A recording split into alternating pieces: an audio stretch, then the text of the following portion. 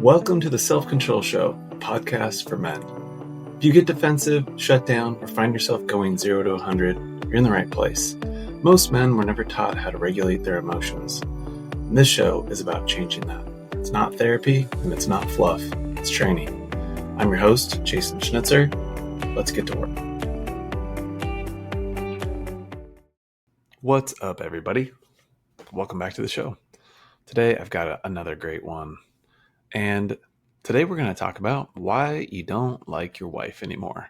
Now, this could be controversial, right? But this is for the guys that, you love your wife, but maybe you just don't like being around her the same as you did anymore, right?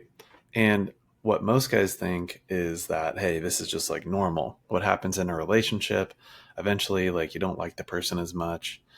But they find themselves not being able to be themselves around their wife like they can be around other people, right? And the truth is, it really doesn't have anything to do with her, right? It's actually because you've been abandoning yourself for years. And maybe you won't say it out loud, right? I don't like you as much anymore. But you've thought it, right? You love her, you're committed, but you just don't like hanging out with her as much.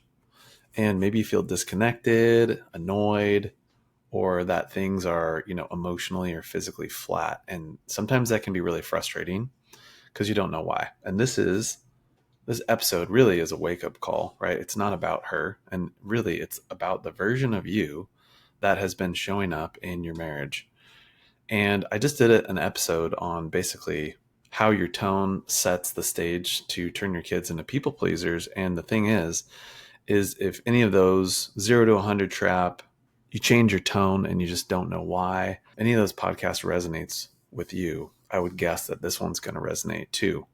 Because you, in essence, were trained in the same way, right? You were trained to go numb or to avoid conflict or to keep the peace, bite your tongue, say something's fine when it's not, right? Be more worried about other people's feelings than your own. You don't speak up when something bothers you because you don't want to rock the boat, because your experiences of conflict, whether that be now or, through the time that you were growing up, it wasn't great, right? Maybe you saw a lot of rupture without repair, fighting without, forgiveness, and then things just getting swept under the rug.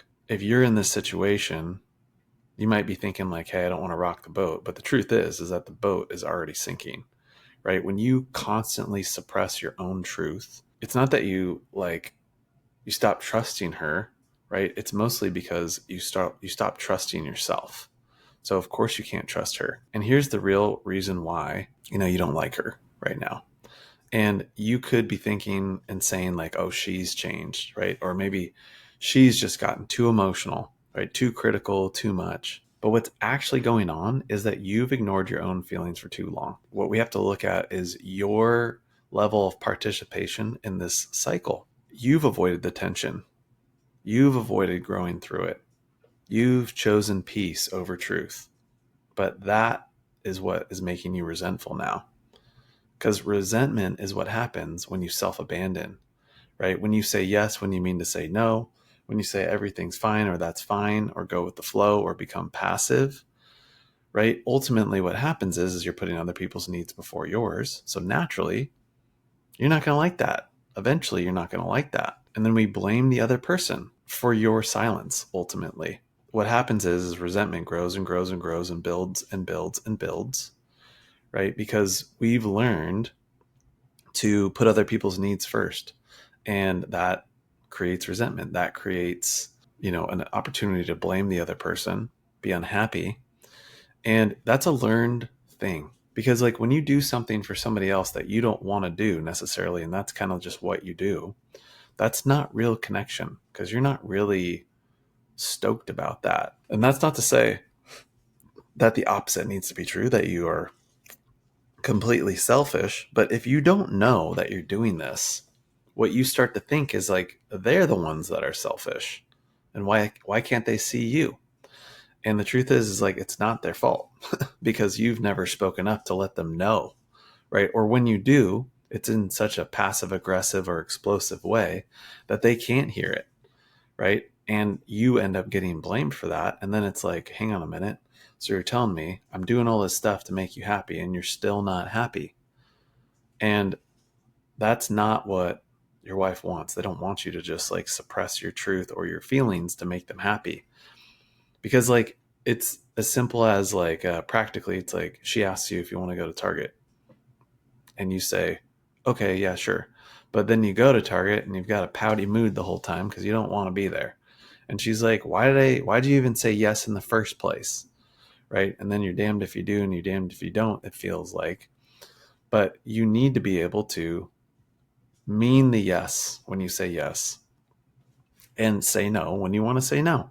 And then make a choice when you are making a compromise, right? Because when you do that and you're consciously choosing that, well, then you can say yes, even when maybe you don't want to do something, but you can still show up with a good attitude, right? And when you learn to break this pattern, right, and you start saying yes to the truth, right, having the hard conversations and being able to speak freely, and honestly, not in a way where it's like, aggressive or controlling, but in a way that's like grounded in your truth. Like you're actually risking, tension. You're risking a fight, if you will, or conflict in order to be more authentic, be more of who you really are. And again, most guys do this without even knowing that they're doing it. It can be, I'll probably do another podcast on this, just like happy wife, happy life, which is just a phrase that gets passed on through like almost all cultures in society, which it contributes to this pattern, right? It's not that we don't want our wives to be happy, but not at the expense or losing yourself. But again, the point is that we can think that in those times and places that, oh, the grass is greener. This is where that thought comes in. It's like the grass is greener. No, the grass is greener where you water it. But you're like, I'm trying to water the grass and it's still looking greener over there. The thing is this is like a subconscious pattern. And when you get into the next relationship, if this one were to end, you forward pace that, what happens is you actually go through the same exact process, right? Because all of a sudden you're in this new relationship. It's exciting. You don't want to risk losing it because it feels really good. So what do? The same shit. You say yes when you mean to say no without even knowing it, right? You do things or put up with things that maybe you wouldn't put up with 10 years down the road, but you do it because you don't realize that you're doing it. But all roads lead back to the same thing. It's resentment. And just acknowledging that and being in touch with that is the first step. Like, oh man, I'm feeling resentful, right? Because most guys don't want to feel that way. They love their wives, but they have this like part of them that feels that, right? And it's making you not like her, right? Which can inevitably lead to things like, having fun without her, or like if she's there, it's a different kind of fun. Like again, most guys think like, oh, like, the next relationship will be better because I'll know, and like I'll pick someone that I can have more fun with or whatever it is. But the truth is that will not happen because there's a part of you that learned to self-abandon, right? And that self-abandonment turns into resentment. Resentment turns into blame and ultimately leads to contempt, which ends the relationship, right? The emotional connection will fade. The physical connection will fade. You'll not like her, right? Maybe you're just staying for the kids, and nobody wins.